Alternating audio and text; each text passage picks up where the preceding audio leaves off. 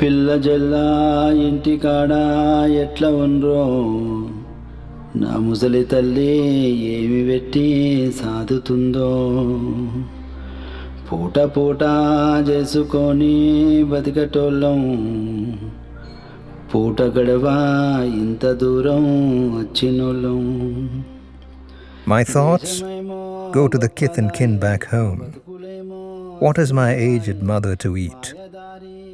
A life on the fringes, surviving from hand to mouth, walking miles to fill the bellies that crave food, in a country that is big, and lives are short. Affected by the coronavirus pandemic, feeling shred to bits and pieces. What is it all about? The odd life and all the odds of life. Isn't this virus worse than a life lived in abject misery? Can influence and other factors prove stronger than our family bonds? Be back home. Together, we shall survive, just with what we have. Our little children, with fluttering eyes searching for food. My sweet wife, in endless grief. I do not care for buses and vehicles. Shall cross the borders on foot. My thoughts go to the kith and kin back home, to cross the borders on my bare feet. When the pandemic struck an unsuspecting world, and humanity faced one of its more severe crises ever, with borders closed, vehicles off the roads, police and the army patrolling the streets, industries and businesses shut, medical services overwhelmed, the section that was worst affected was that of the migrant workers. Those who had left their faraway homes and villages in search of jobs and livelihoods in the cities, in the industrialized zones, in the homes of the affluent. They formed an anonymous code of masons, carpenters, painters, machine and crane operators, agricultural workers, house helps in their millions, easily distinguishable from the locals by their dress and language, crowding the central crossroads of the urban centers, waiting to be offered a job and a chance to earn a living. The pandemic hit them hard. They lost their daily earnings, it left their purses empty, and they were traumatized with the haunting thoughts of their kith and kin back home, and that set off in the process a reverse migration.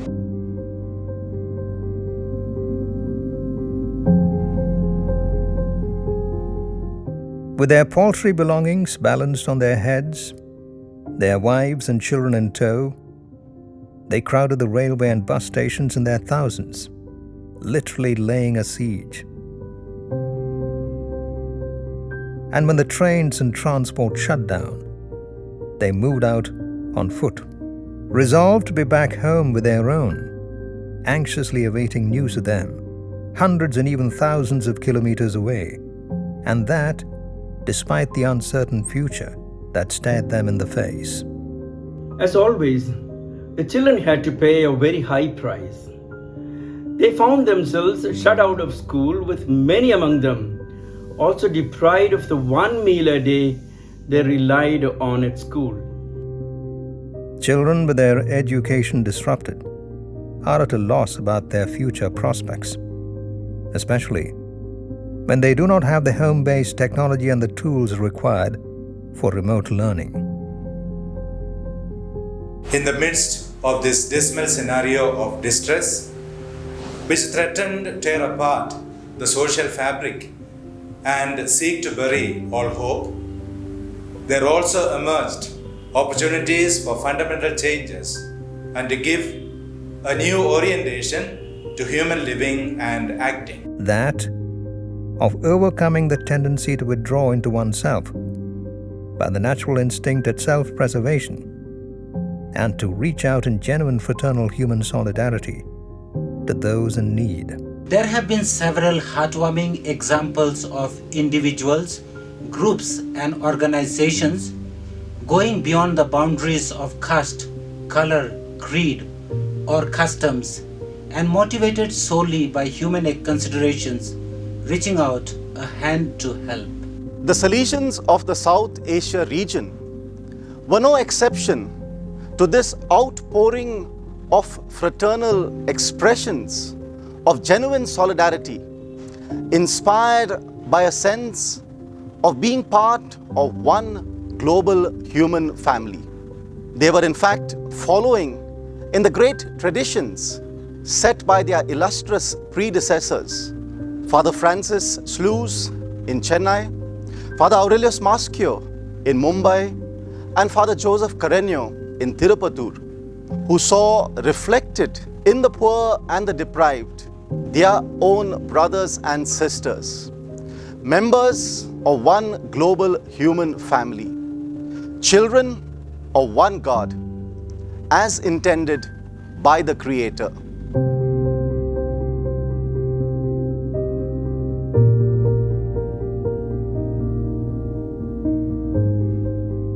As COVID-19 transformed itself from an infection into a global disaster, the Salesians sprang into action. In a true spirit of solidarity, they collaborated with the government, the non-governmental organizations, and other like-minded people throughout the region in a variety of relief measures. Supply of food to affected people, transport of essential goods, provision of facilities, legal and civil support, educational assistance to children, delivery of medical aid, sanitizers and masks, and spreading awareness. Some of the Salesian institutions also served as COVID treatment centers.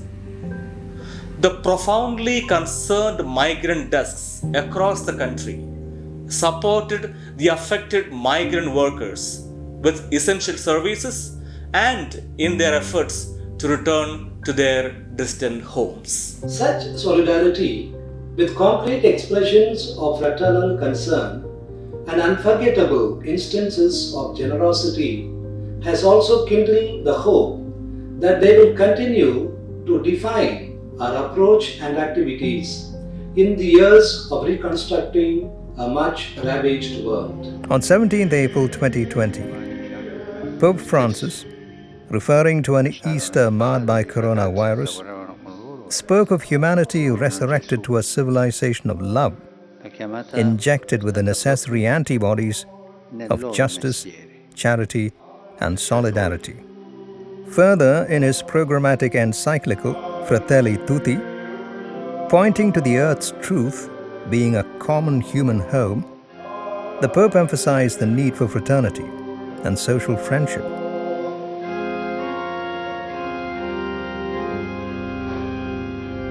Crisis, personal, national, or global, provide opportunities to rediscover, to reinvent, and to reorient oneself. And the global pandemic is yet another such opportunity for the world to prove yet again its resilience and ability to recreate itself through reflection and sustained efforts into a truly caring global family, where the pain of one is felt by the others, and the problems of one become those of the others, with the words of St. Paul echoing in our ears. If one part suffers, every part suffers with it. If one part is honored, every part rejoices with it. The various humanitarian efforts of Don Bosco institutions around the world are inspired by a genuine sense of human solidarity. This is in keeping with the general ethos of the South Asia region, as seen in the Maha Upanishadi concept of Vasudhaiva Kudumbakam, the world is one family, or the famous Tamil concept of Yadum Ure, Yavarum Kelir. To us, all towns are our own and everyone our kin. The rector major of the Salesians, Reverend Father Angel Fernandez Artime, affirms, our message underlines and reiterates that faced with this harsh and painful reality, with its dire consequences, we continue to express the certainty of being moved by hope, because God, in His Spirit, continues to make all things new.